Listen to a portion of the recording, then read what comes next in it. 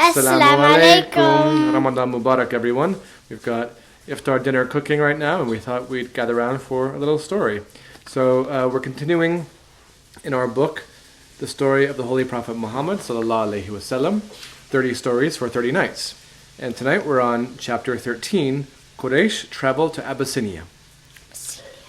Over time, Muslims continued to leave Mecca, to live in peace in Abyssinia.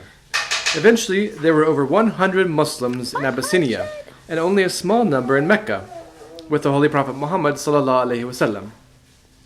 The fact that so many Muslims had managed to leave Mecca angered the Quraysh greatly. The Quraysh decided to send a small party to meet the king of Abyssinia and ask him to return the Muslims to Mecca. They prepared expensive gifts for the king and his court, and they set off for Abyssinia. When they reached Abyssinia, they presented their gifts to the king's court and were given the opportunity to speak to the king, Ashama. They told the king that the Muslims had abandoned their religion of their ancestors and that the new religion of Islam would upset the king as well. The king was not an idol worshipper, but he was a Christian, so the Quraysh thought that perhaps he would not like this new religion either. They requested that King Ashama that he send the Muslims back to Mecca. But the king proved to be very just. He told the group of Quraysh that the Muslims had come to him for protection, and thus it was only fair that he heard their side of the story as well.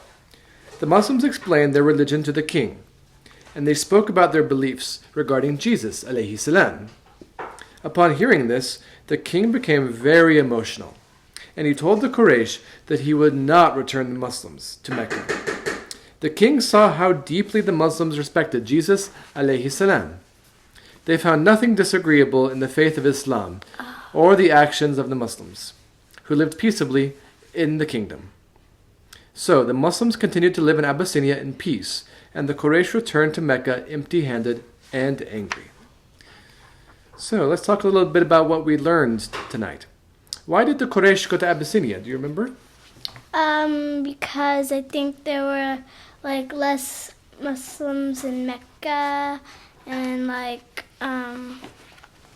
nobody liked Muslims in. Right, the Quraysh were trying to track down the Muslims who fled from Mecca to Abyssinia. But why do you think when the Quraysh, the powerful Quraysh tribe, when they went to go see the king in Abyssinia, why do you think they brought all these rich and wonderful gifts with them? So they could please the king. Right, they wanted to please the king, maybe bribe him a little bit to curry favor.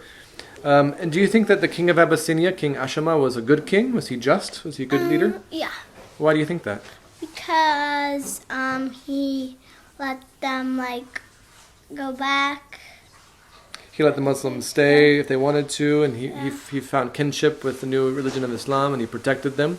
So he gave protection to the Muslims who were seeking. Did he ever turn Muslim, or? What's that? Did he ever turn Muslim? No, but he protected the Muslims under his rule.